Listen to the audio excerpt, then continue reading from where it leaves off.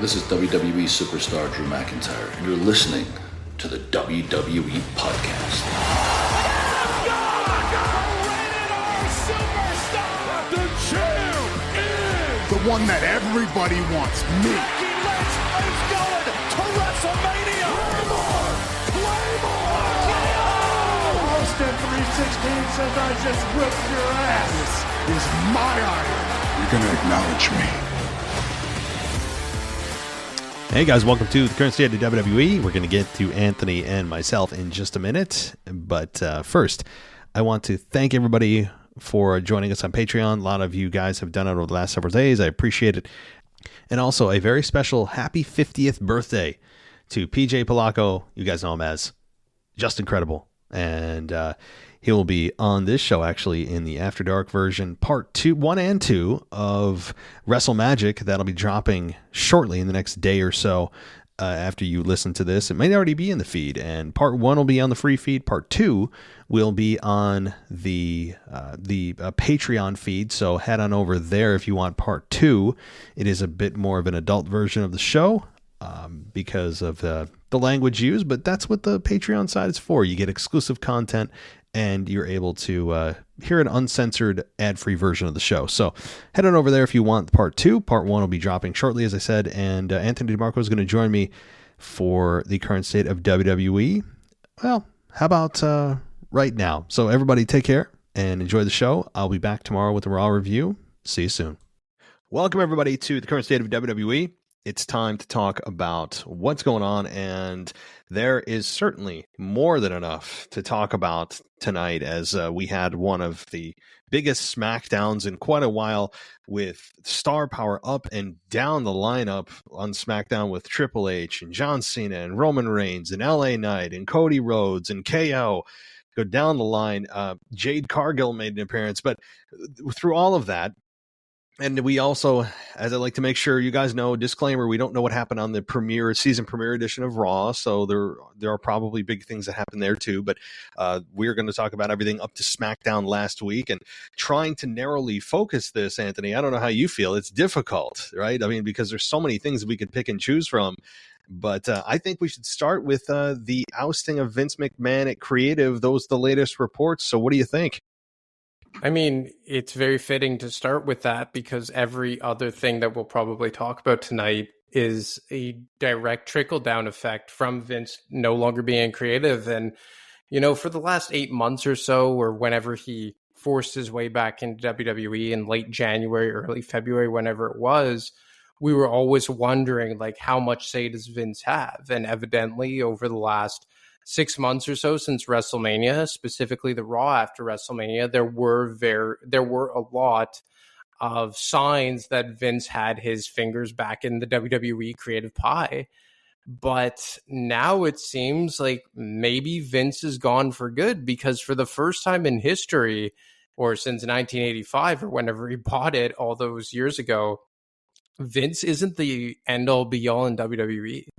And it's Ari Emanuel who makes the decisions. And according to Fightful, Dave Meltzer, The Torch, I feel like everyone is reporting right now that Ari Emanuel, and there's been quotes from Ari Emanuel too, suggesting that Vince has been forcefully removed from creative. And I think a quote from Ari Emanuel, I don't know if it was ESPN, or I wish I could cite the source, so forgive me, everyone, but something along the lines, and I'm paraphrasing, is that everyone is better when they're tackling the job that they're assigned, and they want Vince to focus on the business side of WWE and TKO Group Holdings, the company that owns WWE now, evidently.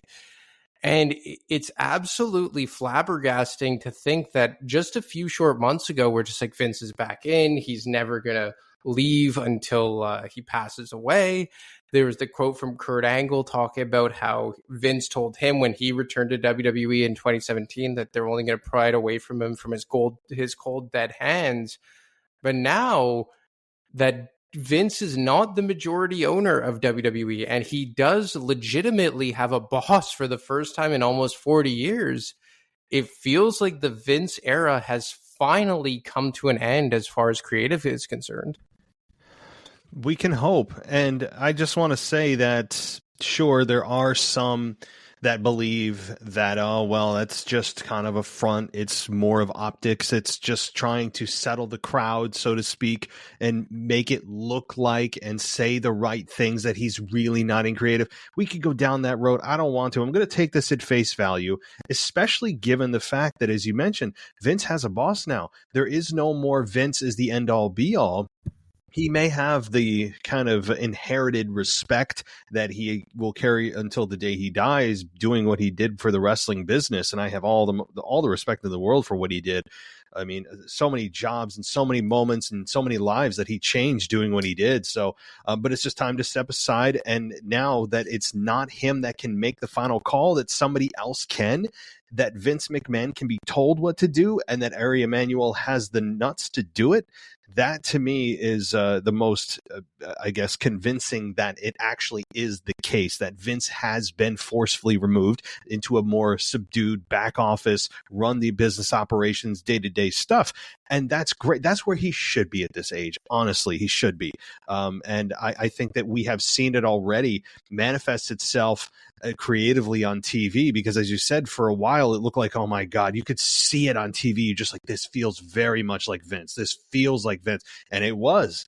And now with him officially being removed, I think it's something we can look forward to from complete creative control from Triple H and his people that he trusts. So, I mean, now looking forward, my question to you would be, how do you think this affects creative moving forward? Do you think it's going to feel like it did originally, where there's little things here and there that you're going, okay, yeah, this is definitely Triple H, it's not Vince? Or do you think it'll be more of a major shift in certain areas?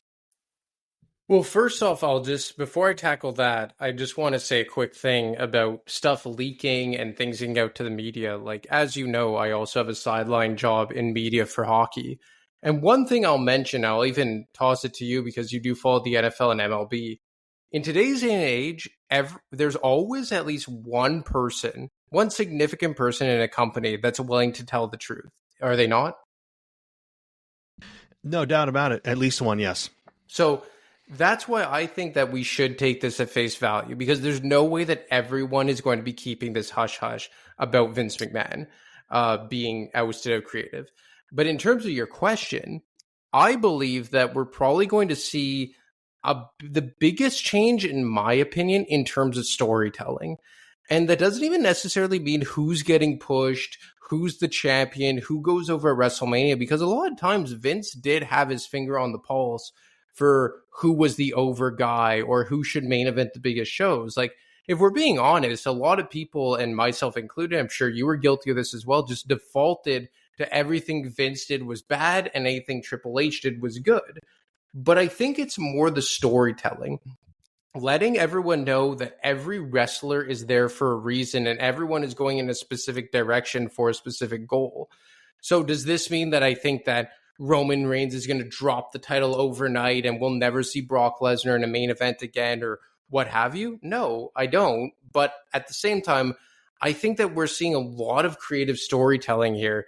And just for instance, like Bronson Reed getting a number one contenders match for the Intercontinental Championship, like that's something I don't know we would ever expect under Vince. Like, I believe that Gunther's run would have ended most likely with just a decision off the cuff and just a big kind of wow on a Monday night. So in my opinion, maybe it's not the most sexy answer that you could give. I truly believe that the biggest change we're going to see is the underlying storytelling for maybe not the biggest storylines on the card and not the biggest names on the card, because I think the biggest thing that we've seen under Triple H is that he's shown respect for the mid-card and lower and not made everyone feel useless for those who are not at the top of the card.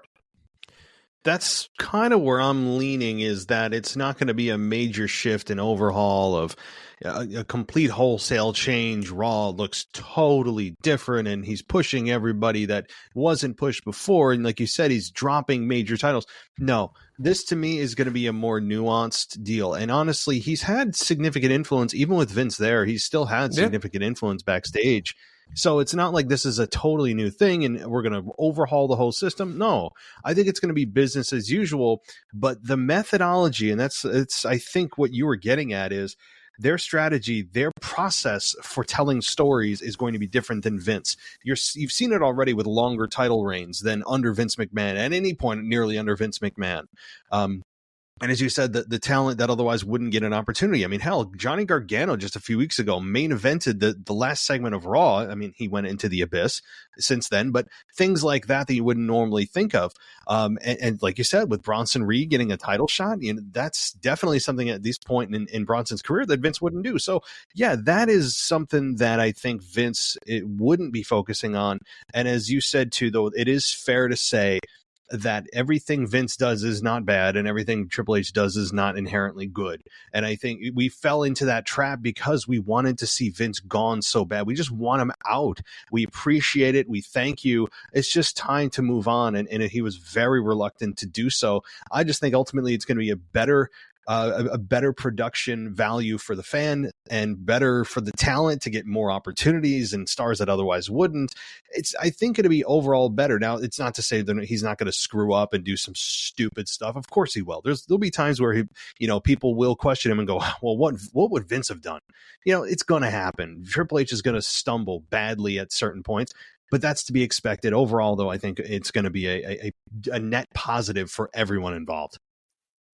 And is it not crazy to think that, Vince is not the same guy that he was 15, 20, 25 years ago? Like when you watch clips from Vince back in the day and you watch creative and the product from back then, he was legitimately a creative genius. Like there is a reason why he defeated Ted Turner in WCW and why he bought out all the territories and why WWE is what it is today. But every dog has its day. And I feel like Vince is the biggest example of someone who just stayed way past their welcome. And you could nitpick and pinpoint certain periods of time since between, over the last decade of when Vince completely stepped over the line and officially overstayed his welcome. But somewhere along the lines during the 2010s, and, when you and I just started doing the show in 2019, right before the pandemic, I would argue that the product was at the lowest it's been in a long, long time. And I mean, he just stayed too long. And you know what? He's 78 years old. There's reasons why most people take their retirement between 60 and 65 years old. You're not supposed to be working at the same level that you were, 40 or 30 to 40 years younger. It's normal. It's nature. Like you always say, father time is undefeated. But he's someone that overstayed his welcome. And I really wonder how, different we'll look back on his career and his reign atop the WWE mountain. And so much so that he's the one that didn't pass it along to the next generation. Like his grandfather, I think his name was James Jess McMahon, passed it down to Vince Sr. And Vince Sr. sold it to Vince and Kennedy McMahon in 1984, I believe, or 1985, whenever it was.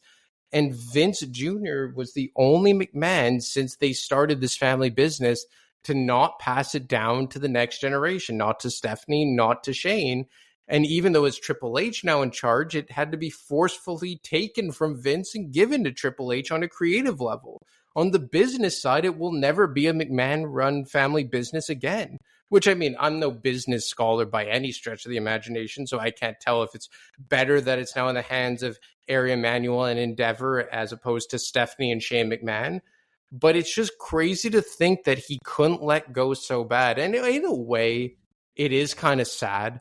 Like the way that I look at it is just like he didn't want to let go so bad that he was almost willing to destroy his own creation. And maybe the best case scenario was him selling it to Ari Emanuel. And that's kind of like where I wanted to take it. Like, and this is completely borderline conspiracy theory, but we never heard of Vince McMahon wanting to sell WWE before all the scandals and the hush-hush money in 2022 before he was ultimately forced into a temporary retirement. And then when he tried to force his way and ultimately did force his way back into the company in early 2023 is when we started hearing about him trying to spearhead a sale, which ultimately ended up with him selling to Endeavor and Ari Emanuel being the CEO of that company. So I wonder, and again, we'll never know this to be true, but do you think maybe a shrewd businessman like Ari Emanuel, having already acquired the UFC and now seeing an opportunity to acquire the WWE, said like, man, this guy wants to be relevant so bad that I'm going to have him sell it to me. And within X amount of time, I'm just going to slowly edge him out of the equation. Like, do you think there's any validity to the thought that people saw how desperate Vince was, including him, Ari Emanuel, and maybe wanted to take advantage of him? Yeah, there's that possibility. Of course, what goes on behind closed doors with those executives and guys at that level, we'll never know. But it is plausible to believe that when you look at this and you say, yeah, Vince is desperate to hang on to creative power, you do wonder if there was some kind of gentleman's agreement between Ari Emanuel and Vince McMahon of, hey, listen, I'm going to buy your company at this price. Of course, that's going to make him a multi-millionaire 10 times over and all that. Like, and of course, everyone that had stock in the company and all that, like there was a lot of money that flowed from that sale, and rightfully so. But, I do wonder if Vince McMahon had some kind of off the cuff or off the record rather agreement with Ari Emanuel and said, keep me on as long as you can, or for this amount of time, I will help with creative, but outwardly I'll let people know that I'm not involved in the weeds, but I'm just in the more high level stuff. And so that to me is plausible. It's hard for me to answer definitively. No one knows except those two men. And so that's how I think it probably went down. So do you think that based on what's happened now, this was a planned thing from Ari Emanuel and Vince McMahon, or do you think that this was maybe something that Ari Emanuel decided on a whim? Like you saw his comments about the stock dropping and tying Vince McMahon as a possible reason to that. Do you think that this was at all Ari Emanuel like realizing like, man, Vince maybe isn't best for business, as cliche as that sounds, being a WWE fan like ourselves? Or do you think this was a planned thing from the beginning? Again, we will never know. We're just spitballing here. But just from an outsider's point of view, to me, it seems almost as if Ari Emanuel saw very quickly, because the sale went through, a month ago or whatever it was? Officially, yeah. Yeah, so for me, it seems like as soon as he took control, he realized very quickly that what's best for business is not having Vince anywhere near the creative. I think he realized that, yes, like you said, quickly, and saw the writing on the wall. And, I don't know what personal relationship that Ari Emanuel and Vince McMahon have. That's even more speculative than their business relationship. But it's reasonable to assume that they had an agreement off the record that they're going to keep Vince on as involved in creative as they can be. But I would imagine that there was a conversation before it was made public about Vince being removed completely from the creative, is that Vince was let know, I would imagine, hopefully beforehand, out of respect for Vince, that it wasn't just on a whim. Ari Emanuel does not seem to be a guy that just does things off the cuff. I mean, being able to acquire the top MMA organization in the world and the top pro wrestling company in the world aren't done on a whim. I mean, this guy he's strategic, he's calculated, and I think it's something that he saw on the wall. He seems very perceptive to what the public generally feels about Vince and feels about his company and feels about UFC and WWE. So I think that when you look at that and he has his finger on the pulse of the fans, he knew, I got to get rid of this guy and not fire him, but put him in a position that's not so influential and where he probably should be at this advanced age. So then we talk about creative and what impacts it could have. And we see SmackDown this past week and how, I guess, significant it was, to put it lightly. It was arguably one of the best SmackDowns probably of 2023 in terms of star power, and it advanced a lot of storylines. And one of the things was we see general managers brought back. Adam Pearce promoted, in the words of Triple H, to Raw GM. Nick Aldis, I guess, brought in as SmackDown general manager. We've kind of had like conflicting views on the general manager position, but for you, do you like it? Do you hate it? And is there a way that you think that they can make this work without it being overbearing? And they're bringing in the SmackDown the general manager position for the first time in close to 5 years. Yeah, I think Yeah, it's funny. I remember it doesn't seem all that long ago. We were all complaining the GM role has outlived its usefulness. We need to get rid of it, especially the heel GM role and all that kind of thing. And it took a while to come back to a place where it felt somewhat new and exciting again.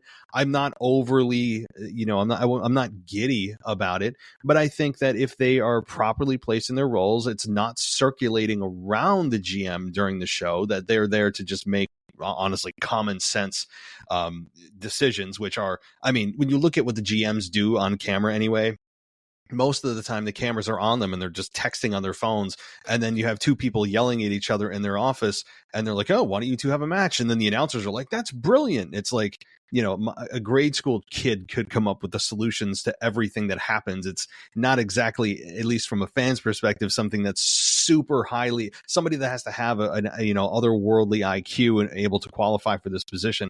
But that said, it's funny when Triple H said, hey, Adam Pearce, I'm going to promote you, and yet he cuts his workload in half and just shoves him over to Raw and then just gives him a new title. That's not really a promotion.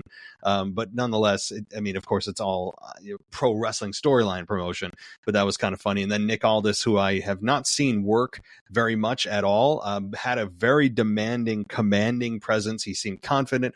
I have no problem with Nick Aldis right now. I mean, again, it's a very small sample size for him, but I think this GM thing could be just fine as long as they don't go back to ridiculous manufactured brand rivalries.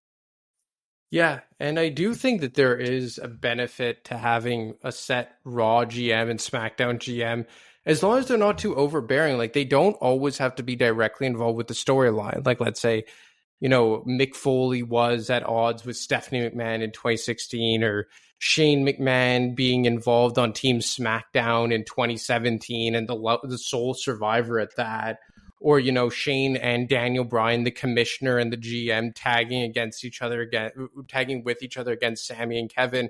It doesn't always have to be that. And there is a time and a place for a GM or authority figure to feel more prominent than usual. Like, I always use Eric Bischoff as the benchmark as an authority figure GM type of role, and how brilliant of a job he did for over 3 years as the Raw general manager. But there should be weeks and months at a time where the GM, babyface or heel, should just be there kind of in passing to make matches and be the overarching decision maker and the ultimate, where the buck stops with somebody. And I do think that if you want it to be as realistic and as similar to a sport as possible, you have to have someone who's calling the shots and managing things. So I feel like as long as they don't go down the same path or the same slippery slope as they did in 17, 18, and even 19, where they didn't have a GM, but Shane McMahon was, opening every Raw and every SmackDown with his band of cronies, whether that was the Revival or Drew McIntyre, or I think he had Dolph Ziggler at one point. As long as you don't go down that path where the GM / commissioner / authority figure X is opening every show and the focal point of the story, I think there is a benefit to it. Like, you don't want an authority 2.0, but at the same time, you don't want a random figure like Adam Pearce with the, arbitrary tag of WWE official. Now, Adam Pearce, I do think, has done a decent job legitimizing himself, and he really has legitimized himself. We really never have had a backstory on Adam Pearce. But I do think that as long as you just don't go down the extreme path of what they did in the late 2010s, there's a big benefit to having an authority figure on either brand. Yeah, they need to be authoritative when they have to be, but otherwise they're just kind of the wallpaper. They're just there to help to kind of just move the show along, or to be the glue of decision making. They don't need to be involved directly in any kind of special guest referee role or any, like, this isn't the the late 90s anymore, or even during the Eric Bischoff and Austin era, which is I think one of the greatest actually GM eras of all time, but on Raw anyway.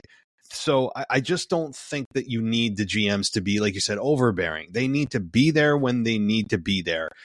Do I think they'll be on every show? Yes, I do. And I actually agree with you on Adam Pearce. I originally found him ridiculous. I found him obnoxious on air. at the beginning. And he just suddenly fell into this role of he's an official, but he's not the GM. And WWE didn't use the GM title. And now they're bringing it back since they feel enough time has passed.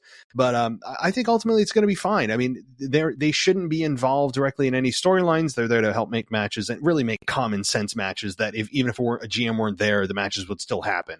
But they're there to kind of create the perception that there's an authority figure looming if things go awry, or, if something a decision needs to be made, that person is there. So I really don't have a problem with it. And it adds right now a newish flavor to both shows. And Adam Pearce on just one show, I think, is a good thing. I'm sure actually in a real life sense, he's probably glad he only has to travel to one show, unless he for some reason is also on SmackDown.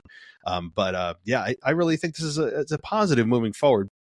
I just hope that, like you said, it's more of a subdued role and focus on the wrestlers, not on the GMs. And speaking of the wrestlers, we see LA Knight and Roman Reigns go face to face for the first time on SmackDown. What are your initial thoughts on where they're going with this? What could be the payoff? How soon they're going to get to it? How many matches? Like, what's your immediate thought on LA Knight and Roman Reigns? Man, my initial thought is, okay, we're here. This is where we wanted to be as fans when we started cheering for him back at Money in the Bank. He didn't win Money in the Bank. His first big win was at the what event it was. I forget. SummerSlam during the Battle Royal, and then from there, we finally get the position that we wanted to be in. The thing that concerns me is that if he's first in line since Roman's return, he's not going to win. And the reason I think that is because you have Cody, who went face to face with Roman on SmackDown. That's another tease that's coming again. You have a returning at some point AJ Styles, who's injured, quote unquote, by the Bloodline, that is seeking revenge against Roman. So he's probably in line. A returning Randy Orton, as we've been saying for 18, 19, 20 months now, at some point is going to return, and he would fit nicely into the Roman storyline. There is bad blood there. There's a lot of guys. Seth Rollins, for God's sakes, we've been talking about that forever.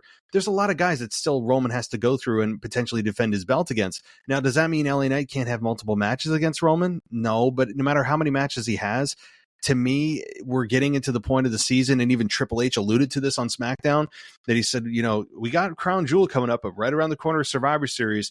And if you read between the lines, he's really saying we're about to enter into WrestleMania season.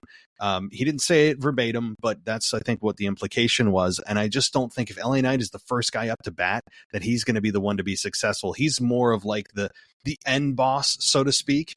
And if he's the first one up, I don't, unfortunately, have a whole lot of confidence that he could win, unfortunately. Yeah, I'm with you. It's almost like the timing, too, like October. It's almost like a downtime in WWE. You have right before SummerSlam and then right after SummerSlam. That's kind of like the universally accepted downtime where no major title changes are going to happen. And unless they somehow punt this down the road to Royal Rumble Plus, like, I don't know how we could realistically expect LA Knight to dethrone Roman Reigns as the champion. And like you said, you still have I don't even know if you mentioned AJ Styles, but you still have Cody Rhodes. You have AJ Styles, who you imagine will eventually get to Roman Reigns. Seth Rollins, maybe John Cena gets another crack. Like, I don't know if LA Knight is going to be the guy to dethrone Roman Reigns. And to be honest, I don't think, like, it's weird. Like, we felt that LA Knight wasn't being pushed enough. And now it feels like over the last month and a half or so, like it's been like a fast forward. And I'm not necessarily complaining, but in my mind, I'm just like, if I know Triple H, this is going to be toned down a bit. And I don't know if that means he's going to lose to Roman Reigns and then come back in a few months, or if he's never going to get a shot at Roman Reigns in the interim and then get a shot later on. I'm still sticking with my prediction that LA Knight is going to win the Royal Rumble and shift to Monday Night Raw and challenge whoever the world champion is. I feel like that is LA Knight's path to being a main eventer in WWE and the ultimate payoff.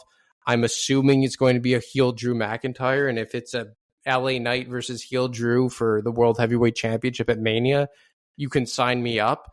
But in regards to Roman Reigns and the Undisputed Championship, based on the timing and based on, as you alluded to, all the guys who are still waiting in line to face off against Roman, I just don't see it. Like, how long could you draw LA Knight and Roman Reigns out for?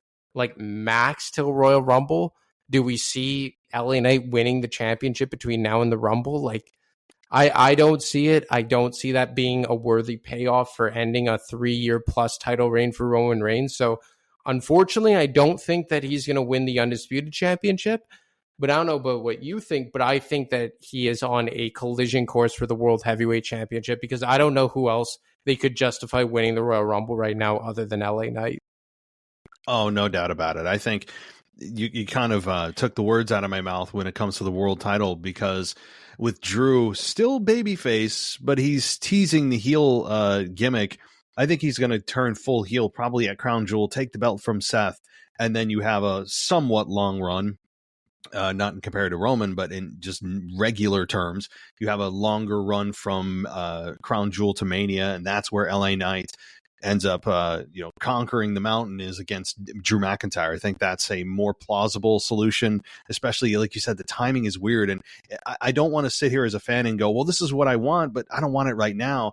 But it does feel crazily, in a weird way, rushed, because for me anyway, and I know a lot of fans, we were thinking this is a long-term burn. He's going to win the Rumble and then maybe face Roman if The Rock's not there.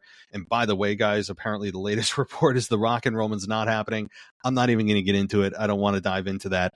But take that for what you will. Every other day there's a different report coming out. But assuming it's Rock Roman, you have that clogged up and you can't face Roman, then sure, have LA Knight take on Drew McIntyre and climb the mountain that way. There are 2 mountains to climb this year, luckily.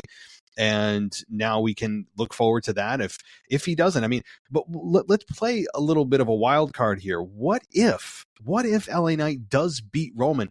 If in that very unlikely scenario, what and how would that happen? And would you even want that to happen at Crown Jewel, where Roman, oh my God, is dethroned? LA Knight wins. Holy, you know what? It's not out of the universe of impossibility. Fans are super behind LA Knight. He's super over. Fans are, I think, ready generally. Play that out. Like, let's just play that out for a second. If it happened, would you want it? And how would that happen? Well, I do think there would be some hook or crook with maybe John Cena getting involved or Jey Uso getting involved. And I would be on board with it just because when you actually realize how little Roman Reigns has defended the title, i.e. 1 time since WrestleMania, it's inexcusable, especially when he's presented as the face of the company. He's holding the most prestigious championship. And you can make the case he's holding 2 championships, although I imagine the Universal title lineage will be retired in short order here. But I think I'm just so ready to see that title appear on even a bi-weekly basis. Like, even if you told me LA Knight would show up every second week, I would take it. Just because when I saw Roman Reigns show up last SmackDown, I was just like, oh yeah, that's what Roman Reigns is. You know, like, I kind of felt distant from him because it had been 2 months. And that's egregious. It's asinine that he's the face of the company, holding the biggest title that the WWE has to offer. And it's been 2 months since we saw him just show up, let alone have a match, let alone defend it. And it's almost getting to the point now, and maybe I'll regret this when the payoff does happen, but he is showing up so little right now that I almost feel like no matter how disappointing the payoff may be, I'll just be happy and relieved that it's over. And it's approaching that territory. And I was getting there back in in the summer of 2022 when you and I were doing the show, and Sami Zayn really revitalized the Bloodline story. And then the entire build to Elimination Chamber and to WrestleMania, and then they did the Civil War. They bought themselves an additional year, I would say, with how brilliant the Sami Zayn stuff was and the Civil War stuff that followed it. But now that we're past that, I don't know what else they could do for me to be like, okay, it was all worth it for this. Because even if he has the match against The Rock, that doesn't pertain to his championship reign, because you, myself, and I'm sure many other people would rather see Rock versus Roman in a non-title match. So forget The Rock as a payoff. Cody Rhodes, even despite my feelings about Cody Rhodes, I don't think that him winning the title is a big enough payoff. I just don't think he's that big of a star. Seth Rollins, him too. Like, his best years are probably a bit behind him. He's just gone on a world title reign. So as much as I want the payoff to just be this like larger than life thing, I don't know if you could find any type of payoff that justifies Roman Reigns' last 5 months as champion. And I think that I've gone to the point that no matter how disappointing the payoff may be, I would just be happy that the title is now on LA Knight, if that all makes sense. Yeah, you're bringing out feelings I didn't know I had about the title run with Roman, and I've criticized it for a long time now, and the whole deal of when he's there, it feels special. That's left a long time ago, and yeah, that's it is crazy that with a title reign this historic that many of us in our lifetimes will probably not experience again, that we're saying, you know what, I really don't even care. Like, it should be LA Knight. He probably is a guy that you would definitively be the most logical choice from a lot of different boxes you'd want to check for somebody being able to beat Roman here. He's rising. He's a rising star. People have been behind him for many months. This doesn't seem to be a flash in the pan deal. He has a lot of days ahead of him. Even though he's 40, he still has a lot of days ahead of him to be able to crank out good matches and get to know him on a deeper level and all that stuff. But yeah, and to be honest, LA Knight, I think, missed a shot at Roman, where when Roman on SmackDown said to him, oh, so they know your name, and and mocking LA Knight that they didn't. I would have said, if I were LA Knight, well, you're gone so much they probably forgot yours, and have him introduce himself to the crowd. Like, he could have really hammered Roman on not being there. I don't know if there is management backstage of saying, hey, don't talk about this, don't say this against Roman. I mean, I don't know, but there's really low-hanging fruit there that he could hammer Roman on, and I'm surprised he hasn't. But playing this out in my own question about LA Knight winning, I think it actually would be a good choice. Get the belt off Roman. He can go face Rock without the belt.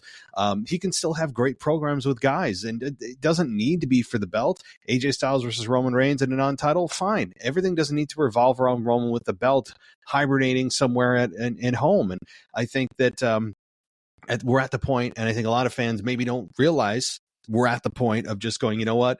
At one point we said it needs to be somebody really young. It needs to be the next the next John Cena. It needs to be somebody that they look at and go, this is the future of our company. And I think that we've actually gone past that too far, where we just, like you said, we look at it and go, you know what, just can we get it off Roman so we can actually have a champion on SmackDown and we can just move on? That's kind of a sad state of affairs when we're wishing for just it to be over. Yeah, so I agree in the sense of, like, this is a historic title run and nothing could ever take that away from Roman Reigns. And as a side note, I know that while you have a very big disdain for John Cena, you love serious John Cena.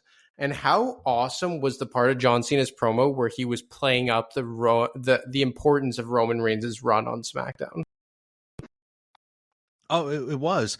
The only issue I took with it, and again, I have nothing but respect for Cena, but yeah, funny John Cena is the worst of the worst, and serious John Cena is among the best of the best. So for me, it's very bipolar. But I agree that he's talking about he said the greatest championship run in history, and I'm thinking to myself, well, no, because if you're going by length, first of all, he's not here every 3 months or 4 months now, and also there's 3 other spots ahead of him, so he can't by definition be the greatest run of all time. But I know that this is kind of splitting hairs, or not so much, but when he said that, I'm going, but not really, right? Like, how can it be? By what metric? I don't know.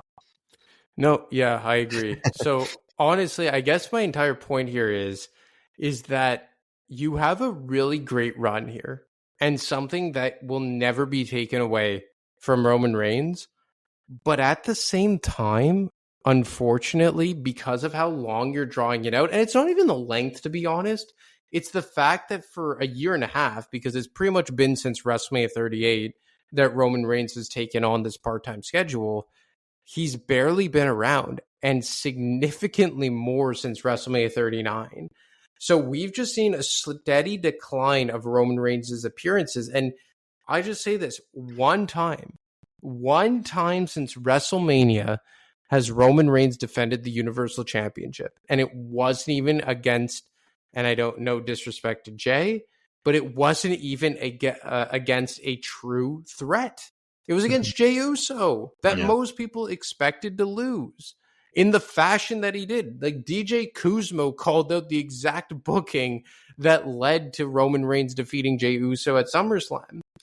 And it's just, unfortunately, the path that they've chosen with Roman Reigns, while I understand it, and good for the actual guy, Joe Anoa'i, like, good for you that you've brokered this amazing schedule.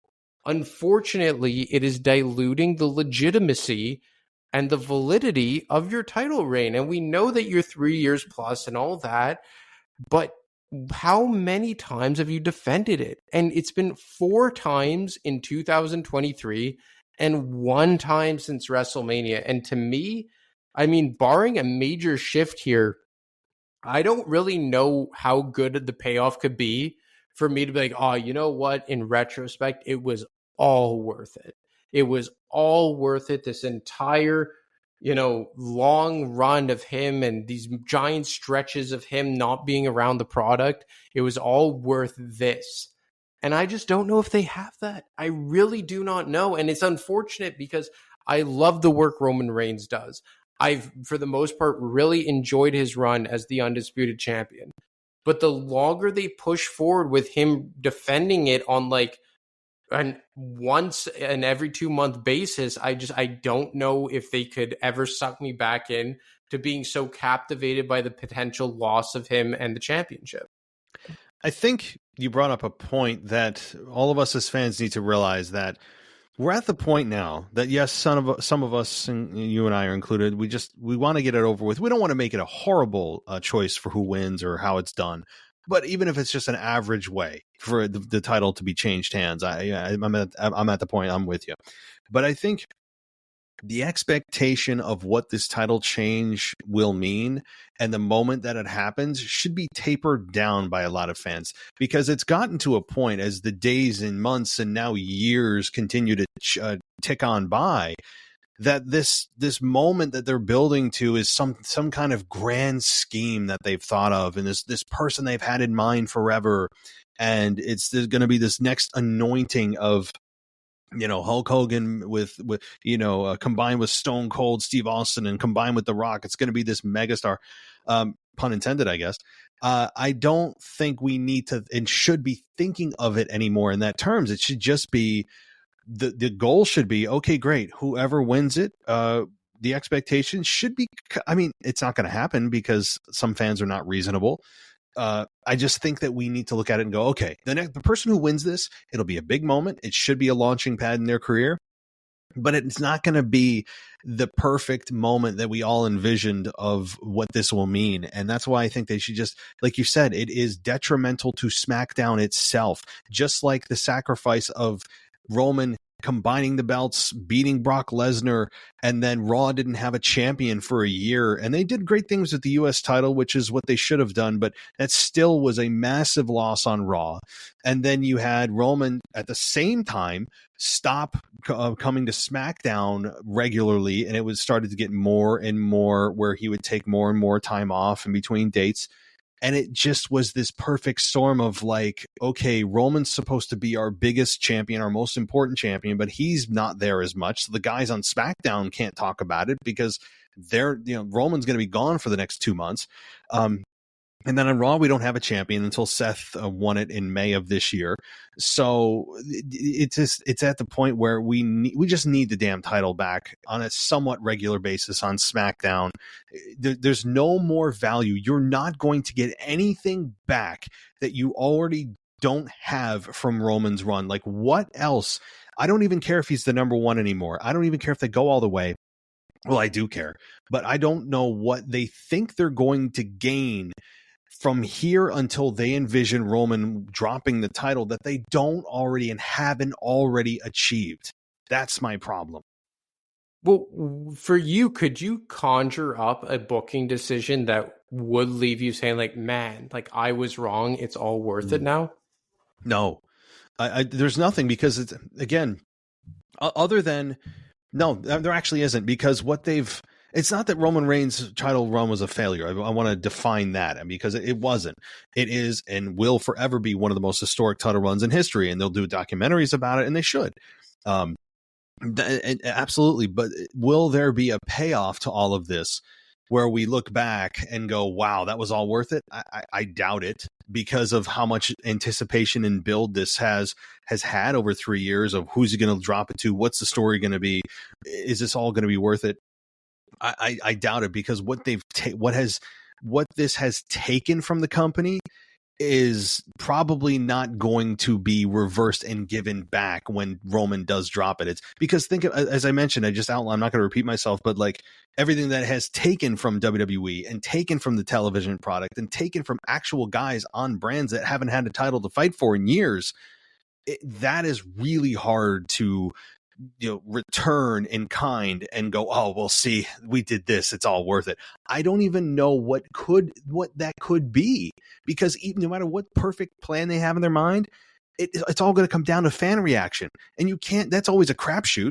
So say LA Knight's the one, and they go, oh, well, maybe he'll be the next actual megastar, but like that's all a crapshoot. You don't know how the fans are going to react. So my answer is no.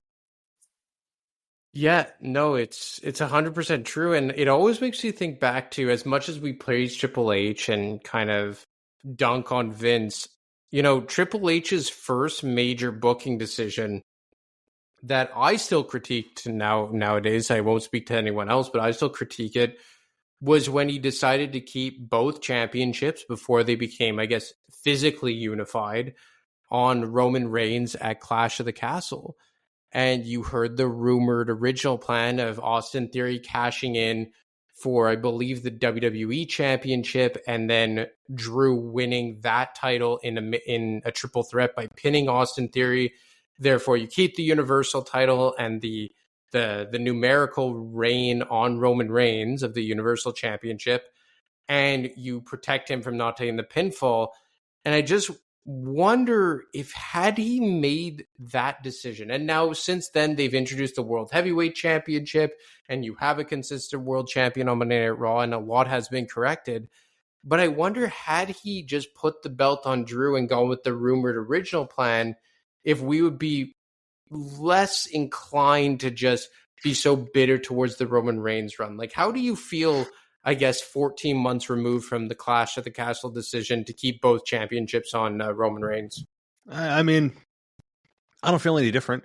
I still feel the same I did back then that I do now, that Drew would have been a fine choice given the scenario, but even a better scenario than that was Elimination Chamber last year. I still, all these months later, from February to now, still believe Sami Zayn, as that winner in Montreal, should have won the championship. I still believe that. I still believe, and I said it, and you and I said it at the time. We're going to look back. Yeah, I mean, yes, of course, in Montreal, he's in his hometown. We know that the reaction is magnified. But even though fans around the world kind of felt what you guys felt in the arena, it was one of those magical moments that you never will ever forget. I can't imagine being there in person. And when you have that moment that just the stars align, you have to go with it. You can't just go with what you have in your mind and, well, we'll find a better moment. No, you're not. And to this day, throughout Roman's entire 3-year plus run, they have not found a better opponent or a better time to do it than in Montreal at the Elimination Chamber. I understand they were going to do the tag title thing with Kevin Owens and the Usos at the time, and that all was fine and well, and it worked out fine. And now, even though they're split, whatever, it was to take the bloodline down a little bit, and they did. But it's still, to me, that even more than Drew at Clash at the Castle, and that was a special moment in and of itself. To me, the moment still was Montreal and against Sami Zayn. Yep.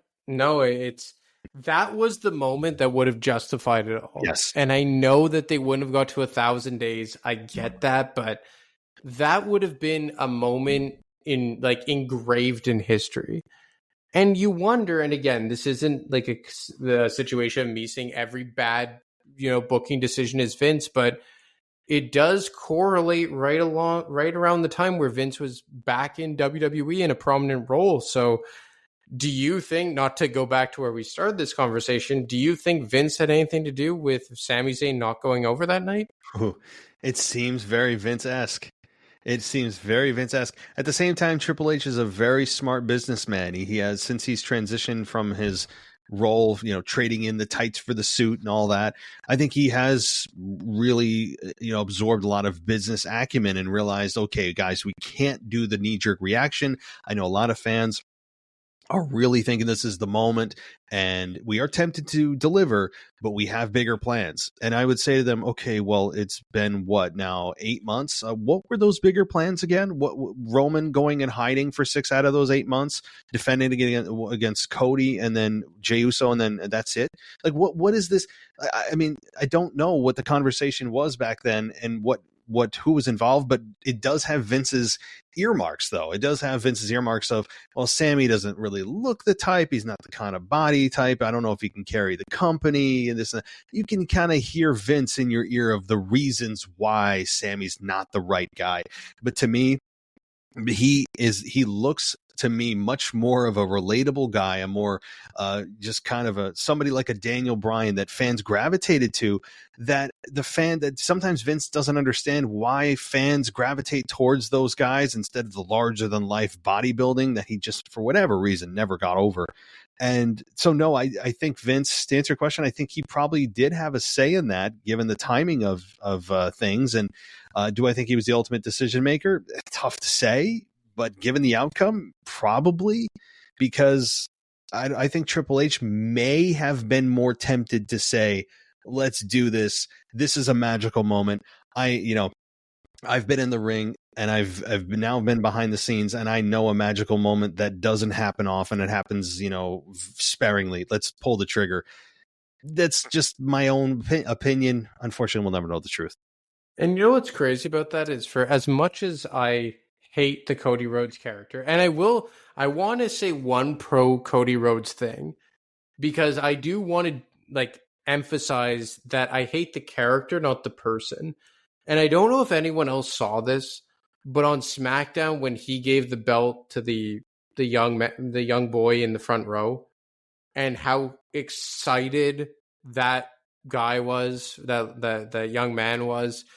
And my girlfriend doesn't really like Cody Rhodes, although it's not like she's a huge WWE critic of any sort. She watches it because of me, but she knows how much I dislike the character. And I looked to her and I said, you know what? It's moments like this where I become accepting of these characters, because for some people and for some kids and some adolescents, these guys are literally larger than life characters. So in moments like that, I do warm up a bit to the Cody Rhodes character, because you see how real it can mean for some people. And all that being said, that if you had Sami Zayn win the championship at the Elimination Chamber, one of the biggest pops I think you would have ever heard in the history of pro wrestling at the Bell Center in Montreal, a crowd that I had the pleasure of being involved in, you could have had Sami Zayn lose the championship to Cody Rhodes at WrestleMania, and even I would have said, yeah, that's good booking. Because Sami Zayn, although he deserved to win the championship that night, I don't think he's a guy that you should lean the company on to be your go-to guy. And I think it was a situation where you could have had your cake and eaten it too, where you give the fans what they want, a massive win with Sami Zayn, a pure justification to saying, yep, that all makes sense why Roman held the championship for 2.5 years. And then you let Cody finish his story in a babyface versus babyface match. So that's the way I look at it. And you're hearing it from someone who really has no time for the babyface Cody Rhodes character. And I'm saying Sammy should have won at Chamber and Cody should have beat Sammy for it at Mania. I mean, you're not going to get a rebuttal from me on that, because the only thing I would say is that, if you told Vince, well, the Roman Reigns isn't going to be in the main event, it's going to be Sami Zayn and Cody Rhodes, he would have been like, well, are you crazy? I mean, you can just hear Vince lose. I mean, just his brain short circuiting on that response. So Given that I think he had a lot of influence back then, that's probably something that Vince would have absolutely ex-nayed. Even though from the fans' perspective, it made total sense. Fans would have lost their minds. Could you imagine that moment? I mean, I can't imagine that moment had it happened then. You had a year-plus build of brilliant storytelling in the Bloodline, chemistry we never saw coming with Sami in the Bloodline and Roman Reigns, and then you pay it off in Sami's hometown right before WrestleMania, and you have him main event WrestleMania. I mean, it's something that is you cannot script it. You can't manufacture this. It just fell into WWE's lap and they rejected it. They let the match happen, but they said, no. We'll let it happen, but not at Mania. We'll do it the pay-per-view before. So I still think it was a mistake. I'm sure WWE, there are people in WWE that are probably looking at this going, ugh, well, maybe we should have dropped it then. And rightfully so. I think they screwed up. For what? Having him rack up more days, more time, not allowing guys on SmackDown to be able to talk about the championship, that it even exists. That kind of stuff. Like, what are we gaining anymore? That's like, I want to just put that out to everyone, not necessarily you, is just, what's the benefit now outside of just racking up day after day? And okay, he passed this person, great. Oh, he passed this person, great. Oh my God, he's gonna have a celebration. Great. I mean, like, what? There's nothing more to do other than drop it. Let somebody else take the ball and run. Roman is still a big name. You can still have, even without the belt, Roman will do just fine. He will do just fine. He's still a big name. You can even turn him babyface and have fun with that and make a whole bunch of money with that. There's just nothing left to do with the belt and Roman Reigns. We've seen it all. And that's unfortunately what it is. And not only have we seen it all with Roman Reigns, I think we've seen it all in terms of competitors against him. Like, I know a lot of people are pointing to Cody Rhodes 2.0 at WrestleMania. And you're like, to be honest, this has nothing to do with Cody and my feelings towards about him. It's just more like, okay, so if you book Cody versus Roman 2, you know Cody's going to win. And prediction and predictability in wrestling isn't always the bad thing. But for something as significant as ending Roman Reigns' title reign of 3.5 years, which is what it will be at by the time we get to WrestleMania 40, you don't want something that predictable. And you're not going to make Cody Rhodes lose 2 years in a row in the main event of WrestleMania. So you took that away as well. Like, I mean, to be honest, like, if it would, like, in hindsight now, as much as we dislike Cody Rhodes, like, should they have not maybe just had Cody win the championship at WrestleMania this year in hindsight and where they've gone with it since? It's a fair point. I mean, again, our personal feelings aside, which is very difficult to put aside because of his character being, it's difficult. Guys, we are struggling. We're doing our best. But no, in retrospect, from the for the actual Cody Rhodes fans that aren't talking right now, I think it would have made total sense. He is a guy. People came and gravitated to him. Somehow he just was anointed a big star, and no one even questioned it. Everyone's like, "Oh, okay, I guess he's a big star." It's like, well, why? Just because WWE said he is. It's really weird that, like, no one's ever had the discussion of why we're supposed to believe he's a big star. He's never won a world title. He wasn't a big star in WWE prior to him leaving. In AEW, fans started to turn on him, and he comes back, and all of a sudden he's just anointed. Anyway, I'm going down a road I didn't mean to go down. But yeah, to answer your question, yes, he probably in retrospect should have won. And even though you and I despise the babyface character, and others do too, to me, the benefit of that would have been other guys getting an opportunity. The belt is actually on TV. Other guys who are probably legitimately pissed off at screwing their careers up, or at least maybe not derailing them, but it's probably putting a dent in their momentum of like, okay, I'm kind of capped here. I can't go any further because there's only a very select few that even can talk about the belt, much less face Roman. And by the way, he's only here every few months. So like, it's actually screwing with guys' careers. And we said this about the lack of a world title on Raw, and now that's been fixed, and I have no complaints about it. And you move over to SmackDown, and you might as well have a vacant world title at this point. So it's having the same effect on SmackDown, and it's having a real effect on guys' careers, not just in storyline, but like their life. Yeah, and that's why when we always say that, we don't like the Cody Rhodes character, we could still be objective. And as much as I don't like the Cody Rhodes character, I can say that, based on what's happened since WrestleMania, it would have been a better decision to put the Undisputed Championship on Cody Rhodes, because at least he's there every night and we are in the minority. He is super over as with the crowd as a main event level babyface. And, you see what he means for kids, very John Cena-esque. And even though that's not my cup of tea, I can objectively acknowledge the benefit to having a guy like Cody Rhodes be there present every week in, week out. So, I mean, it's unfortunate because your two biggest justifications for this title reign kind of came and went in succeeding fashion, with Sami Zayn at Elimination Chamber and Cody Rhodes at WrestleMania 39. And like we said, I don't know what the payoff could be. The only payoff I think that it could be would be LA Knight losing at the Saudi Arabia event, then he wins the Royal Rumble, and then he challenges Roman Reigns and dethrones him at WrestleMania 40. I think short of that, there is nothing they can do to justify this title reign for Roman Reigns. And even I thought about that too. Assuming, say, Rock isn't going to face Roman, we don't, assuming that, sure. On paper, okay, LA Knight gets to the top of the mountain and he's knocked off because of interference. Solo Sikoa, Jimmy, who knows? Maybe brass knucks, low blow, whatever the case may be. He's screwed out of the opportunity at Crown Jewel, and then he has to scratch and claw his way back again for a second try at the kick at the can. And he has to enter the Rumble. And then that's at that point, sure, he could challenge Roman, assuming Rock is not there. I think that's a very plausible and smart decision. The only problem is you're not guaranteed that LA Knight's going to have the same momentum in like 3-4 months. Maybe the fans are getting discouraged about it or whatever. I don't know. I mean, do you strike while the iron's hot, or does WWE have a masterful plan at WrestleMania 40? I mean, who knows?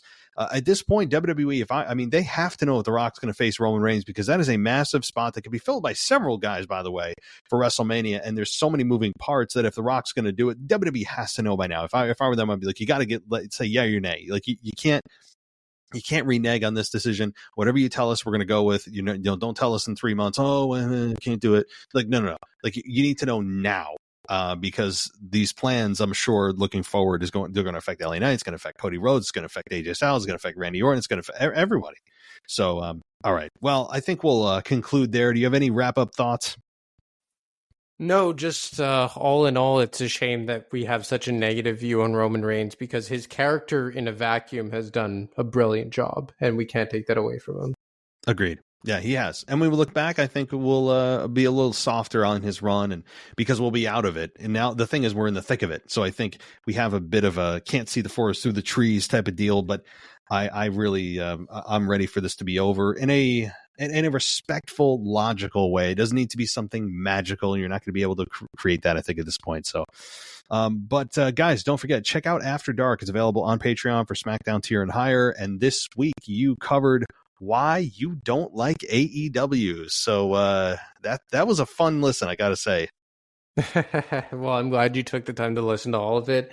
I mean, I had a direct message from someone on Instagram, I believe his name. I called him Mr. Riddle, I think. That's what I referred to him as. Yep. And you know what? Even though it was somewhat a shot at you and myself, I do appreciate it because it was done in a respectful way, and I'm not looking for everyone to just be in lockstep with me and be an echo chamber. I appreciate people who push back. So if you ever have an urge to call me out or call us out, feel free, as long as you do it in a respectful manner. But yeah, I absolutely I detest AEW, and I think I detest Tony Khan even more. And I guess quickly, what do you think about Tony Khan's tirade on Twitter the last week? I didn't catch all of it. I just heard people talking about Tony, put your phone down. Like, put your phone down. I didn't catch all of it, to be fair. Yeah. So look, I think for me, and like I've said on the show, like I said on After Dark, it's not my cup of tea. It doesn't mean that my I guess my view on what pro wrestling should be is the right one. It's just my preference is WWE's presentation. And I even said that, you know what, maybe I am that kind of demographic that Chris Jericho alluded to all those years ago. Like, WWE is sports entertainment. This is pro wrestling. Hey, maybe I'm a sports entertainment guy. I don't know. because I'm not someone who likes the indie shows and the AEW presentation. It doesn't make it wrong that for those who do like it, it's not my cup of tea. I think AEW is starting to get a reputation of just giving over-the-hill WWE guys a chance to go play with their friends and have creative freedom. And I also think that Tony Khan routinely embarrasses himself online. So, I mean, that is in a nutshell and an abbreviated version as to why I don't like AEW. And a PG version of it. So yeah, if you PG version of it. So if you guys want to check it out, again on Patreon, head on to the SmackDown tier and you can check that out. And another one will be dropping this week. And I know that sometimes, just like myself, we don't have a topic, and I'm going to assume that you're just going to go with whatever the news of the week happens to be. You'll be able to comment on it and give your very candid, unleashed, uncensored response to it. So, guys, go check that out. And thanks so much for joining me, buddy. We will be talking again in 7 days. Yeah, man. Looking forward to it. Enjoy your week. You too. Thanks for listening to the WWE Podcast. Don't forget to subscribe on your favorite podcast app so you don't miss a show, or head to WWEpodcast.com. And for all of these shows ad-free, head over to patreon.com/WWE Podcast. Until then, we'll see you next time.